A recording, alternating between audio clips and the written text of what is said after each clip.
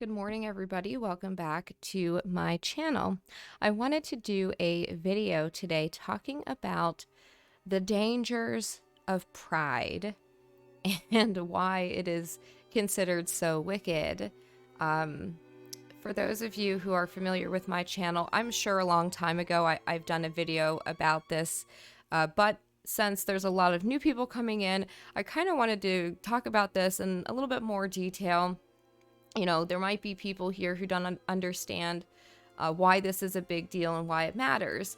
So I want to refer to St. John Cassian's Institutes. In that book, he talks about pride. He writes about it and why pride is really the most wicked of all sins. So the Catholics have what they call the 7 deadly sins, right? For Orthodox Christians, we have the passions. We call it the passions that everybody kind of struggles against. Lust, gluttony, whatever. You kind of get the idea. But pride is the main one, and it's very important. So I wanted to talk about this. He begins describing pride. He says, "This is our 8th combat, the spirit of pride."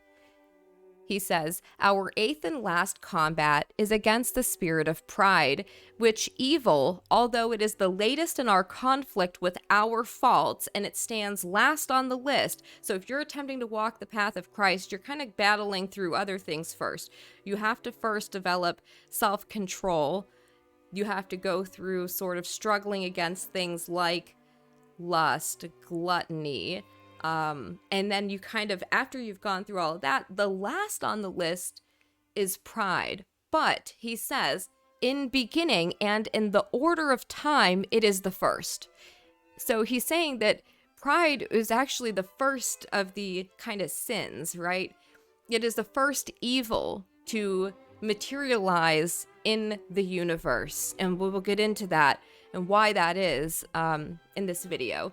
An evil beast that is most savage and more dreadful than all of the other sins or passions, chiefly trying those who are perfect, and devouring with its dreadful bite those who have almost attained the consummation of virtue. So what he's saying here is that if you're a good Christian and you're trying to live like Christ and follow his example, you can become wicked just in the fact that you think that you're good. You think that through your own abilities, you have become good. It's sort of like how Lucifer believed that all of the gifts that were given to him by God, that he actually did that, right? And so that's why it's so important. So he goes on to say that there are 2 kinds of pride.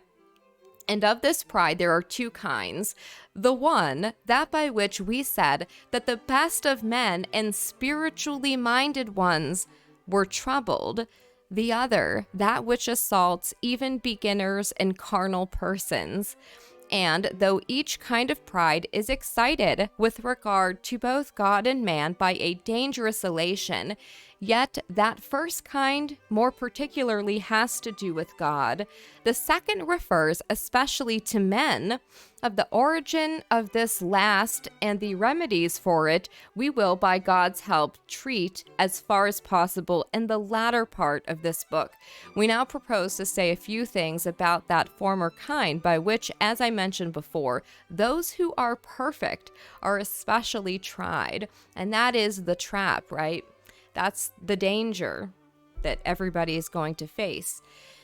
So he goes on to say that there is then no other fault which is so destructive of all virtues and robs and despoils a man of all righteousness and holiness as this evil of pride, which like some pestilential disease attacks the whole man, and not content to damage one part or one limb only, injures the entire body by its deadly influence, and endeavors to cast down by a most fatal fall and destroy those who were already at the top of the tree of the virtues. For every other fault is satisfied within its own bounds and limits, and though it clouds other virtues as well, Yet it is the main, directed against one only, and specially attacks and assaults that. And so, to make my meaning clearer, gluttony, for example, the appetites of the belly and the pleasures of the palate, is destructive of strict temperance. Lust stains purity. Anger destroys patience, so that sometimes a man who is in bondage to some one sin is not altogether wanting in other virtues, but being simply deprived of that one virtue which in the struggle yields to the vice which is its rival and opposed to it, can to some extent preserve his other virtues. But this one, when once it has taken possession of some unfortunate soul, like some brutal tyrant, when the lofty citadel of the virtues has been taken, utterly destroys and lays waste the whole city, and leveling with the ground of vices the once high walls of saintliness, and confusing them together, it allows no shadow of freedom henceforth to survive in the soul subject to it. And in proportion it was originally the richer, so now will the yoke of servitude be the server, through which by its cruel ravages it will strip the soul it has subdued of all its powers of virtue. So what St. John here is saying is that if you're somebody that struggles with maybe one thing like lust or gluttony, that doesn't necessarily mean that like you're struggling against the other passions or the other sins. Like you can have this one thing, right? This like one vice that's like maybe your main struggle, and it doesn't like ruin your other virtues. He's saying pride is not like that. It destroys everything. It can take somebody who is a good person and it can destroy everything, all of their goodness that they have inside them, and that it poisons everything. He said like a pestilential disease, not just attacking one thing, but everything. He goes on to say that how by reason of pride, Lucifer was turned from an archangel into a devil. And this is really, I think, the most important part of his writings on pride, and what makes you really understand why this is so bad is you see that, oh, okay, so you could go from being somebody that was that close to God to being the opponent of God, and that we may understand the power of its awful tyranny. We see that angel who, for the greatness of his splendor and beauty, was termed Lucifer, the bearer of light, right, was cast out of heaven for no other sin but this, pride, and pierced with the dart of pride, was hurled down from his grand and exalted position as an angel into the pits of hell. If then pride of heart alone was enough to cast down from heaven to earth a power that was so great and adorned with the attributes of such might, the very greatness of his fall shows us with what care we, who are surrounded by the weakness of the flesh, ought to be on our guard. But we can learn how to avoid the most deadly poison of this evil if we trace out the origin and the causes of Lucifer's fall. For weakness can never be cured, nor the remedies for bad states of health be disclosed unless first their origin and causes are investigated by a wise scrutiny. For as he, Lucifer, was endowed with divine splendor and shone forth among the other higher powers by the bounty of his Maker, he believed that he had acquired the splendor of that wisdom and the beauty of those powers with which he was graced by the gift of the Creator, by the might of his own nature, not by the beneficence of his generosity. And on this account he was puffed up, as if he stood in no need of divine assistance in order to continue in his state of purity, and esteemed himself to be like God, as if, like God, he had no need of anyone, and trusting in the power of his own will, fancied that through it he could richly supply himself with everything that was necessary for the consummation of virtue, or for the perpetuation of perfect bliss.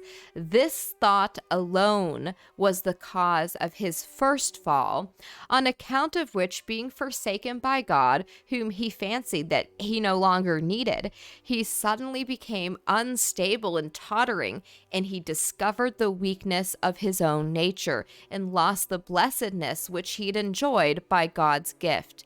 And because he loved the words of ruin, with which he had said, I will ascend into heaven, and the deceitful tongue with which he said of himself, I will be like the Most High, and of Adam and Eve you shall be as gods. Therefore shall God destroy him forever, and pluck him out and remove him from his dwelling place, and his root out of the land of the living. Then the just, when they see this ruin, they shall fear and shall laugh at him and say, what may also be most justly aimed at those who trust that they can attain the highest good without the protection and assistance of God. Behold the man that made not God his helper, but trusted in the abundance of his riches and prevailed in his vanity. And so he goes on to say that the inclination to sin, all of that comes from pride. So all the other sins or passions that we struggle against, the inclination to do so first comes from pride. It is the main cause of that. He says, this is the reason of the first fall and the starting point of the original malady, which again, insinuating itself into the first man through him who had already been destroyed by it, produced the weaknesses and materials of all faults. For while he believed that by the freedom of his will and by his own efforts he could obtain the glory of deity, he actually lost that glory which he had already possessed through the free gift of the Creator. So what St. John here is saying is that there were two falls. The first fall was Lucifer falling from heaven. The second fall was Lucifer causing Adam and Eve to fall, and thus the creating fallen man. So there are two falls, and they all come from the same thing: pride. Very, very important, and I think fascinating. Okay, so he goes on to say, and so it is most clearly established by instances and testimonies from Scripture that the mischief of pride, although it comes later in the order of combat, you can't combat pride until you've learned to combat the other lesser passions, is yet earlier in origin, and it is the beginning of all sins and faults. Nor is it, like the other vices, simply fatal to the virtue opposite to it, in this case, humility, but it is also at the same time destructive of all virtues. Nor does it only tempt ordinary folk and small people, but chiefly those who already stand on the heights of valor. For thus the prophet speaks of this spirit. His meat is choice, and so the blessed David, although he guarded the recesses of his heart with the utmost care, so that he dared to say to him, from whom the secrets of his conscience were not hid, Lord, my heart is not exalted, nor my eyes lofty, neither have I walked in great matters, nor in wonderful things above me. If I was not humbly minded, and again, he that works pride shall not dwell in the midst of my house. Yet, as he knew how hard is that watchfulness, even for those that are perfect, he did not so presume on his own efforts, but prayed to God and implored his help, that he might escape unwounded by the darts of this foe, saying, Let not the foot of pride come to me. For he feared and dreaded falling into that which is said of the proud, God resists the proud. And again, everyone that exalts his heart is unclean before the Lord. And so St. John explains to us that of all the other sins, none of them have God as its adversary except pride. God is opposed to the proud. God is opposed to the proud. So you have God as the opponent there, which is, again, it's fascinating. It is not said that God opposed the gluttonous or the lustful. No, it is only pride that God himself stands in opposition to. How great is the evil of pride, that it rightly has no angel nor other virtues opposed to it, but God himself as its adversary, since it should be noted that it is never said of those who are entangled in other sins that they have God himself resisting them. I mean, it is not said God is opposed to the gluttonous, to fornicators, passionate, or covetous, but only to the proud. For those sins react only on those who commit them, or seem to be committed against those who share in them, against other men. But this one has more properly to do with God, and therefore it is especially right that it should have him opposed to it. It is amazing. And so God is able to destroy pride through humility. He continues on, and so God, the creator and the healer of all, knowing that pride is the cause and the foundation head of evils, has been careful to heal opposites with opposites, that those things which were ruined by pride might be restored by humility. For the one says, I will ascend into heaven. The other, so Christ is the opponent of the devil. Christ says, my soul was brought low, even to the ground. The one says, Satan says, and I will be like the Most High. The other, Christ says, through he was in the form of God, yet he emptied himself and took the form of a servant and humbled himself and became obedient unto death. Christ takes the form of a servant. He dies for our sins. He is obedient, even in death, to the Father. The one says, I will exalt my throne above the stars of God. The other says, learn of me, for I am meek and lowly of heart.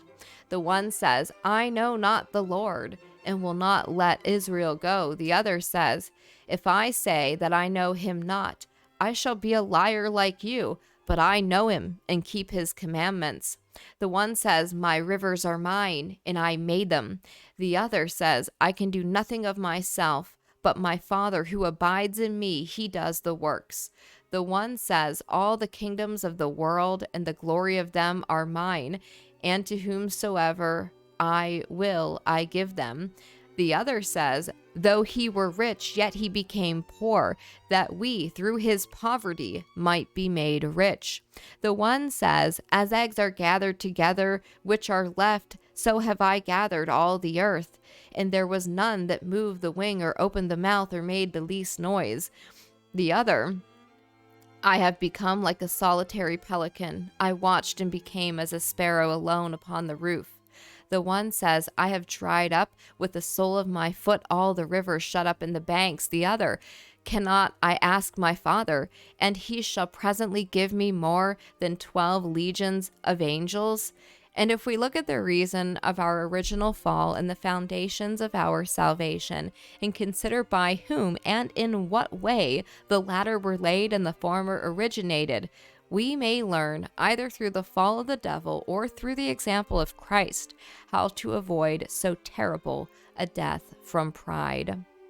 And so we can escape the snare of this most evil spirit if, in the case of every virtue in which we feel we make progress, we say these words, the words of the apostle, not I, but the grace of God with me, and by the grace of God I am what I am.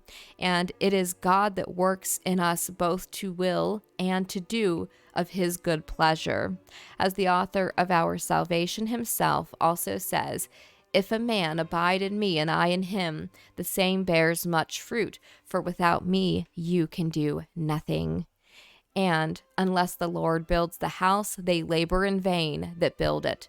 Unless the Lord keeps the city, the watchman wakes but in vain. In vain is it for you to rise up before light, for it is not of him that wills, nor of him that runs, but of God that has mercy. So he goes on to say that we can resist this through humility. For the will and course of no one, however eager and anxious, is sufficiently ready for him, while still enclosed in the flesh, which wars against the spirit, to reach so great a prize of perfection in the palm of uprightness and purity, unless he is protected by the divine compassion, so that he is privileged to attain to that which he greatly desires and to which he runs. For every good gift and every perfect gift is from above and comes down from the Father of lights. For what do you have with which you did not receive? But if you have received it, why do you glory as if you had not received it? That is what St. Paul said. So then we go on to talk about the thief and of David to illustrate the grace of God. For if we recall, that thief who was by reason of a single confession admitted into paradise. Remember, as Christ is hanging on the cross, he has two other people next to him. One of them is a thief who confesses, and he is able to get into heaven. We shall feel that he did not acquire such bliss by the merits of his life, but obtained it by the gift of a merciful God. Or if we bear in mind those two grievous and heinous sins of King David, blotted out by one word of penitence, we shall see that neither here were the merits of his works sufficient to obtain pardon for so great a sin, but that the grace of God superabounded, as when the opportunity for true penitence was taken, he removed the whole weight of sins through the full confession of but one word. If we consider also the beginning of the call and salvation of mankind, in which, as the apostle says, we are saved not of ourselves, nor of our so-called good works, which are, of course, like dirty rags, but by the gift and grace of God, we can clearly see how the whole of perfection is not of him that wills, nor of him that runs, but of God that has mercy, who makes us victorious over our faults without any merits of works and life on our part to outweigh them, or any effort of our will availing to scale the difficult heights of perfection, or subdue the flesh which we have no use, since no tortures of this body and no contrition of heart can be sufficient for the acquisition of that true chastity of the inner man, so as to be able to gain that great virtue of purity, which is innate in angels alone, and indigenous, as it were, to heaven, merely by human efforts, without the aid of God. For the performance of everything good flows from God's grace, who, by multiplying his bounty, has granted such lasting bliss and vast glory to our feeble will in short and petty course of life. Exactly. For all the long years of this present life disappear when you have regard to the eternity of the future glory, and all our sorrows vanish away in contemplation of that vast bliss, and like smoke melt away and come to nothing, and like ashes are no more seen. Wherefore, it is now time to produce, in the very words in which they hand it down, the opinion of the early church fathers, of those who have not painted the way of perfection in its character in high-sounding words, but rather possessing it in deed and truth, and in the virtue of their spirit have passed it on by their own existence and their sure example. And so they say that no one can be altogether cleansed from carnal sins unless he's realized that all his labors and efforts are insufficient for so great and perfect an end, and unless taught not by the system handed down to him, but by his feelings and virtues. In his own experience, he recognizes that it can only be gained by the mercy and assistance of God.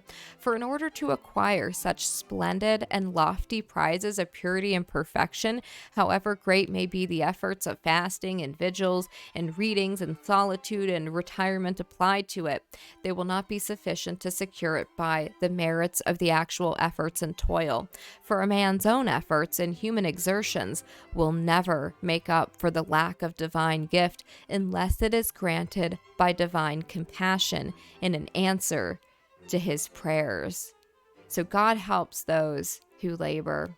Nor do I say this to cast a slight on human efforts, or in the endeavor to discourage anyone from his purpose of working and doing his best, But clearly and most earnestly do I lay down, not giving my own opinion, but that of the elders, that perfection cannot possibly be gained without these, but that by these, only without the grace of God, nobody can ever attain it.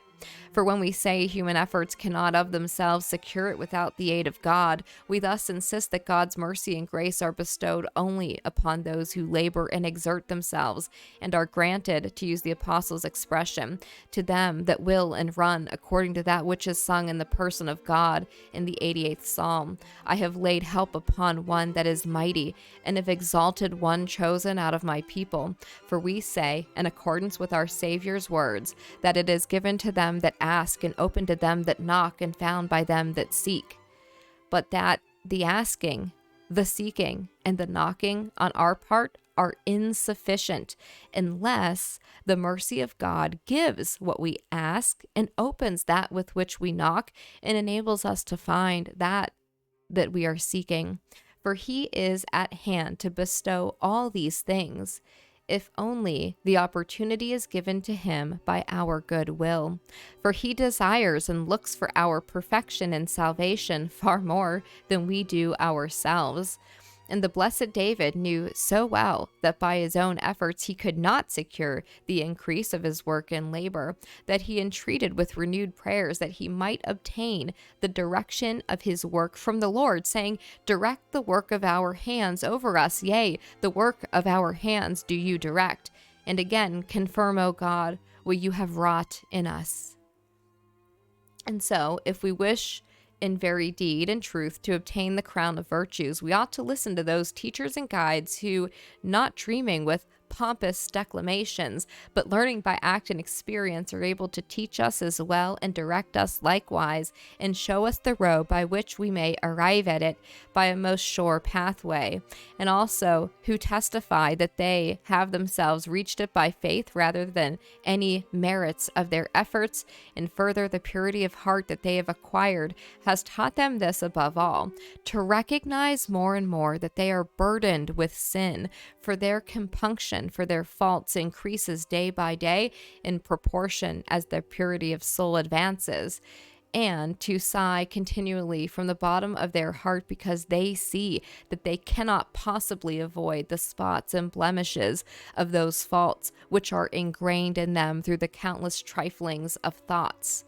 And therefore they declared that they looked for the reward of the future life, not from the merits of their works, but from the mercy of God, taking no credit to themselves for their great circumspection of heart in comparison with others, since they ascribed this not to their own exertions, but to divine grace, and without flattering themselves on account of the carelessness of those who are cold and worse than they themselves are, they rather aimed at a lasting humility by fixing their gaze on those whom they knew to be really free from sin and already in the enjoyment of eternal bliss in the kingdom of heaven.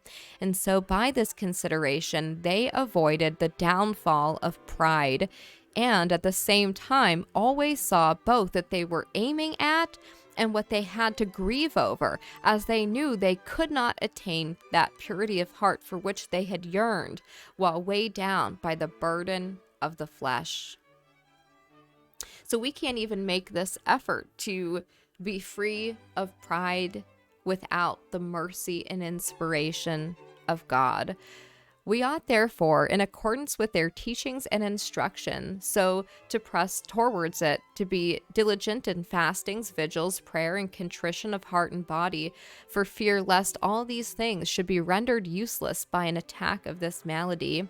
For we ought to believe not merely that we cannot secure this actual perfection by our own efforts and exertions, but also that we cannot perform those things with which we practice for its sake, our efforts and exertions and desires, without the assistance of the divine protection and the grace of his inspiration, chastisement, and exhortation, which he ordinarily sheds abroad in our hearts, either through the instrumentality of another or in his own person coming to visit us. Lastly, the author of our salvation teaches us what we ought not merely to think, but also to acknowledge in everything that we do. I can, he says, of my own self do nothing, but the Father which abides in me, he does the work. He says, speaking in the human nature which he had taken, that he could do nothing of himself. And shall we who are dust and ashes think that we have no need of God's help in what pertains to our salvation? And so let us learn in everything as we feel our own weakness, and at the same time his help. To declare with the saints, I was overturned that I might fall, but the Lord supported me. The Lord is my strength and my praise, and he has become my salvation. And unless the Lord had helped me, my soul had almost dwelt in hell. If I said my foot is moved, your mercy, O Lord, assisted me. According to the multitude of my sorrows in my heart, your comforts have given joy to my soul. Seeing also that our heart is strengthened in the fear of the Lord, and in patience let us say, and the Lord became my protector, and he brought me forth into a large place. And knowing that knowledge is increased by progress and work, let us say, for you light my lamp, O Lord, O my God, and lighten my darkness. For by you I shall be delivered from temptation, and through my God I shall go over a wall. Then, feeling that we have ourselves sought for courage and endurance, and are being directed with greater ease and without labor in the path of the virtues, let us say, it is God who girded me with strength and made my way perfect, who made my feet like hart's feet and sets me up on high, who teaches my hands to war. And having also secured discretion, strengthened with which we can dash down our enemies, let us cry aloud to God, your discipline has set me up unto the end, and your discipline the same shall teach me. You have enlarged my steps under me, and my feet are not weakened. And because I am thus strengthened by your knowledge and power, I will boldly take up the words which follow, and will say, I will pursue after my enemies and overtake them, and I will not turn again till they are consumed. I will break them, and they shall not be able to stand. They shall fall under my feet. Again, mindful of our own infirmity, and of the fact that while still burdened with the weak flesh, we cannot, without his assistance, overcome such bitter foes as our sins are, let us say, through you we will scatter our enemies, and through your name we will despise them that rise up against us. For I will not trust in my bow, neither shall my sword save me. For you have saved us from them that afflict us, and has put them to shame that hate us. But further, you have guided me with strength unto the battle, and hath subdued under me them that rose up against me. And you have made my enemies turn their backs upon me, and hast destroyed them that hated me. And reflecting that with our own arms alone we cannot conquer, let us say, take hold of arms and shield, and rise up to help me.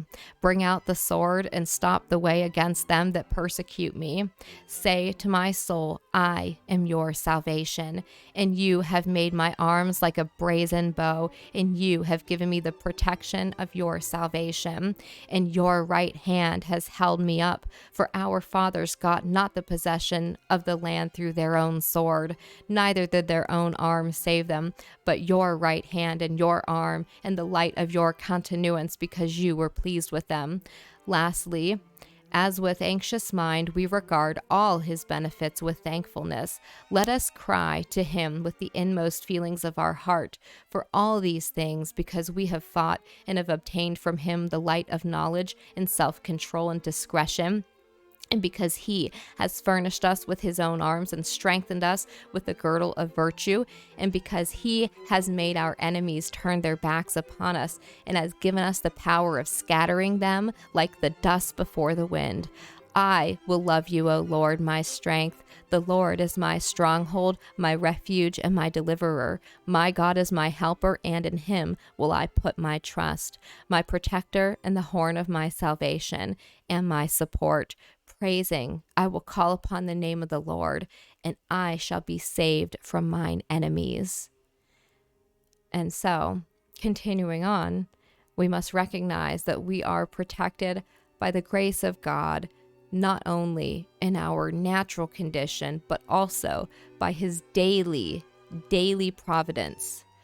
not alone giving thanks to him for that he has created us as reasonable beings and endowed us with the power of free will and blessed us with the grace of baptism and granted to us the knowledge and aid of the law, but for these things as well, which are bestowed upon us by his daily providence, that he delivers us from the craft of our enemies, and that he works with us so that we can overcome the sins of the flesh, that even without our knowing it, he shields us from dangers, that he protects us from falling into sin, and that he helps us and enlightens us so that we can understand and recognize the actual help which he gives us.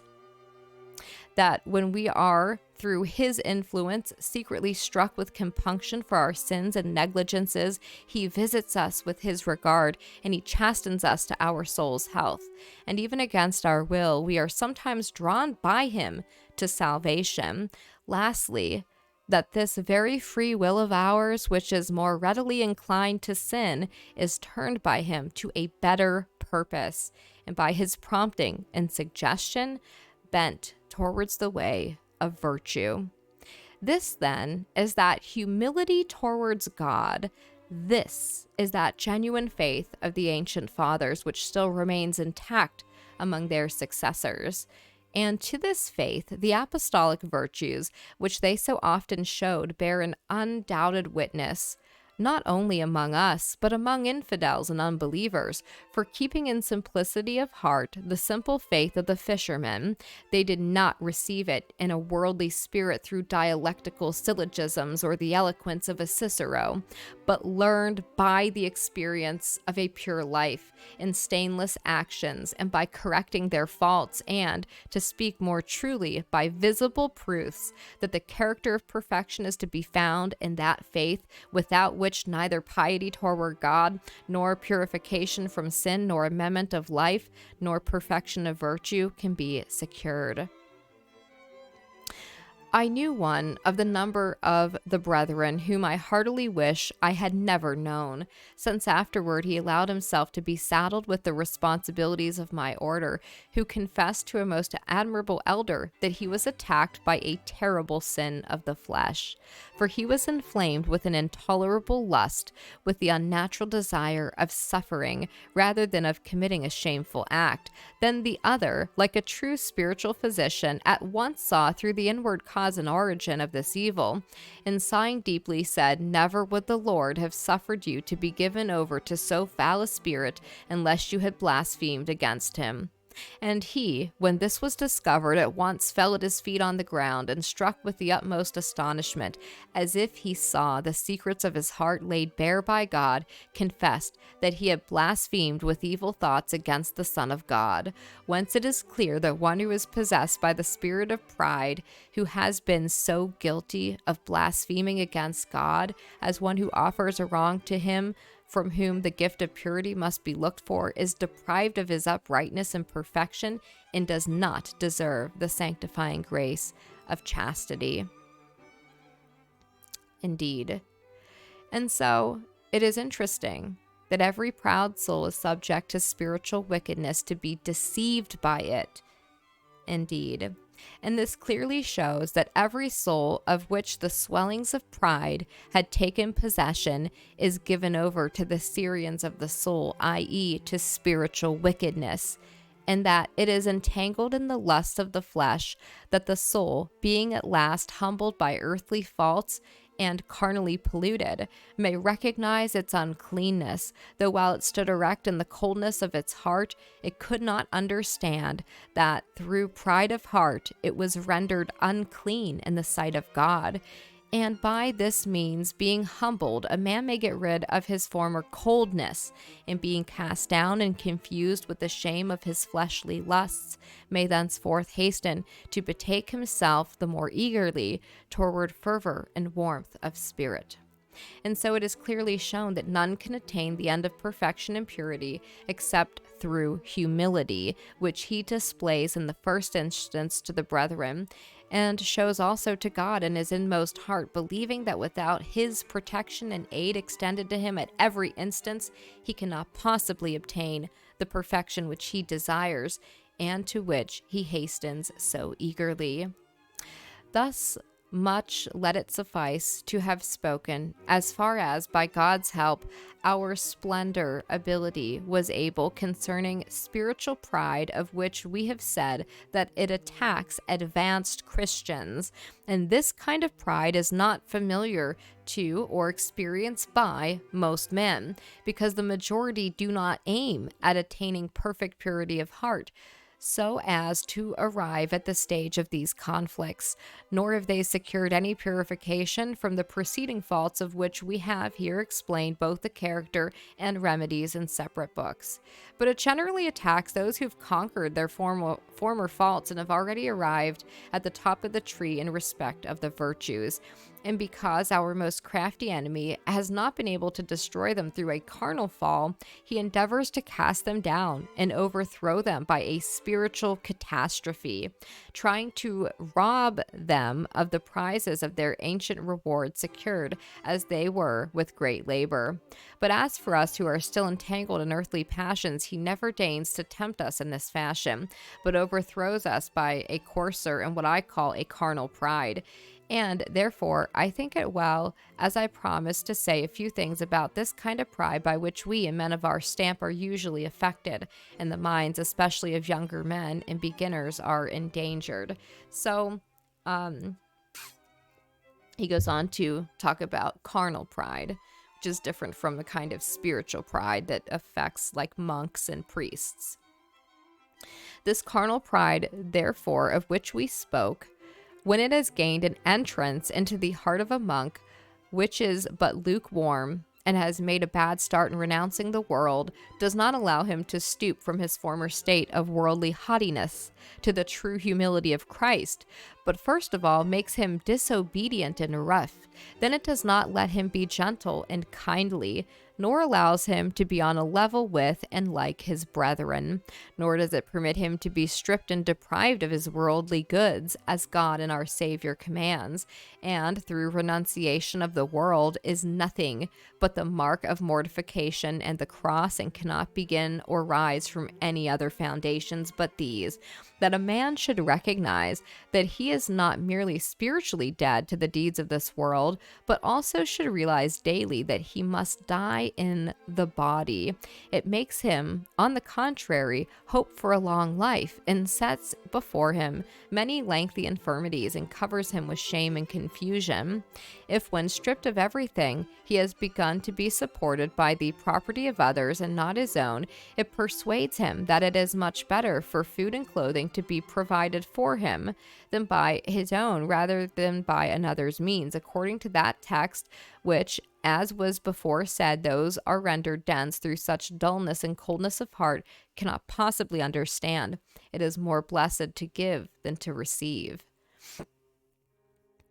Those, then, who are possessed by such distrust of mind, and who, through the devil's own want of faith, fall away from that spark of faith by which they seemed in the early days of their conversion to be enkindled, begin more anxiously to watch over the money which before they had begun to give away, and treasure it up with great avarice, as men who cannot recover again that which they have once wasted, or, what is still worse, take back what they had formerly cast away, or else, which is a third and most disgusting kind of sin, collect what they never before possessed, and thus are convicted of having gone no further in forsaking the world than merely to take the name and style of a monk. With this beginning, therefore, and on this bad and rotten foundation, it is a matter of course that the whole superstructure of faults might rise, nor can anything be built upon such villainous foundations, except what will bring the wretched soul to the ground with a hopeless collapse. The mind, then, that is hardened by such feelings, and which begins with this miserable coldness, is sure to go daily from bad to worse, and to conclude its life with a more hideous end. And while it takes delight in its former desires, and is overcome, as the apostle says, by impious avarice, as he says of it, and covetousness, which is idolatry, or the worship of idols, and again the love of money, says he, is the root of all evils, can never admit into the heart the true and unfeigned humility of Christ, while the man boasts himself of his high birth, or is puffed up by his position in the world, which he has forsaken in body but not in mind, or is proud of his wealth, which he restrains to his own destruction, and because of this he is no longer content to endure the yoke of the monastery, or to be instructed by the teaching of any of the elders, and not only objects to observe any rule of subjection or obedience, but will not even listen to teaching about perfection, and such dislike of spiritual talk grows in his heart that if such a conversation should happen to arise, he cannot keep his eyes fixed on one spot, but his gaze wanders blankly about here and there, and his eyes shift hither and there, as the custom is. Instead, with wholesome coughs, he spits from a dry throat. He coughs on purpose without any need. He drums with his fingers and twiddles them and scribbles like a man writing, and all his limbs fidget, so that while the spiritual conversation is proceeding, you would think he was sitting on thorns, and those very sharp ones, or in the midst of a mass of worms. And if the conversation turns in all simplicity on something which is for the good of the hearers, he thinks that it is brought forward for his special benefit, and all the time that the examination of spiritual life is proceeding, he is taken up with his own suspicious thoughts, and is not on the watch for something to take home for his good, but is anxiously seeking the reason why anything is said, or is quietly turning over in his mind how he can raise objections to it, so that he cannot at all take in any of those things which are so admirably brought forward, or be done any good by them. And so the result is the spiritual conference is not merely of no use to him, but is positively injurious, and becomes to him an occasion for greater sin. For while he is conscience-stricken and fancies that everything is being aimed at him, he hardens himself more stubbornly in the obstinacy of his heart, and is more keenly affected by the strings of his wrath. Then afterwards his voice is loud, his talk harsh, his answers bitter and noisy, his gait lordly and capricious, his tongue too ready. He is forward in conversation and no friend to silence, except when he is nursing in his heart some bitterness against a brother. And his silence denotes not compunction or humility, but pride and wrath, so that one can hardly say which is more objectionable in him, that unrestrained and boisterous merriment, or this dreadful and deadly solemnity. For in the former we see inopportune chattering, light and frivolous laughter, unrestrained and undisciplined mirth, in the latter a silence that is full of wrath and deadly, and which simply arises from the desire to prolong, as long as possible, the rancorous feelings which are nourished in silence against a brother, and not from the wish to obtain the virtues of humility and patience. And as the man who is a victim to passion readily makes everyone else miserable, and is ashamed to apologize to a brother he has wronged, so when the brother offers to do so to him, he rejects it with scorn. And not only is he not touched or softened by the advances of a brother, but is rather made more angry, because his brother anticipates him in humility, and that wholesome humiliation and apology which generally puts an end to the devil's temptations becomes to him an occasion of a worse outbreak. It is very, very interesting indeed. Okay, so I think that we'll probably leave it here. There were a couple other things that I wanted to read, just a couple quotes, and then we'll leave it here. This has become very long, but I think it is interesting and important, and you don't have to listen to the whole thing at once. You can pause it and come back. But here are just some quotes by the church fathers on vainglory, pride, and humility. Quote, Adam became so proud that he wished to become God and died for his pride. The Son of God, Christ, humbled himself unto death and gave life to the fallen. O abyss of humility! Adam and Eve lost themselves through gluttony. The Lord fasted and died for them in order to give them life. They were disobedient. Christ fulfilled obedience. Quote, Flee vainglory, and you will be glorified. Fear pride, and you will be magnified. Quote, Pride does not perceive that it walks in darkness, and, as being darkened, it does not know the insight of wisdom.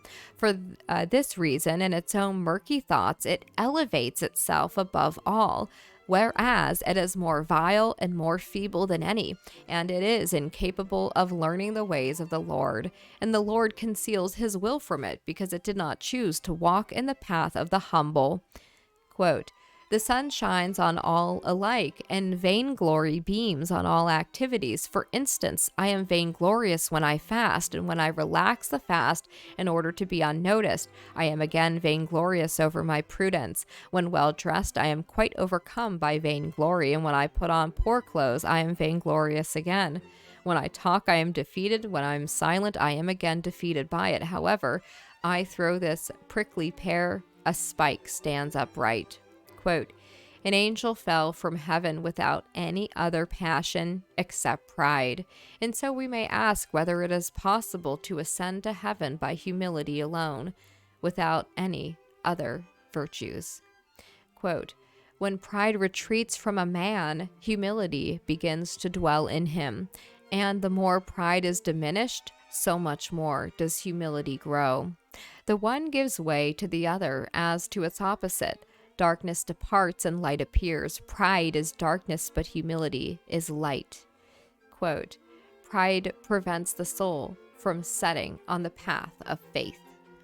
Quote, humility is a heavenly siphon from which the abyss of sins can raise the soul to heaven.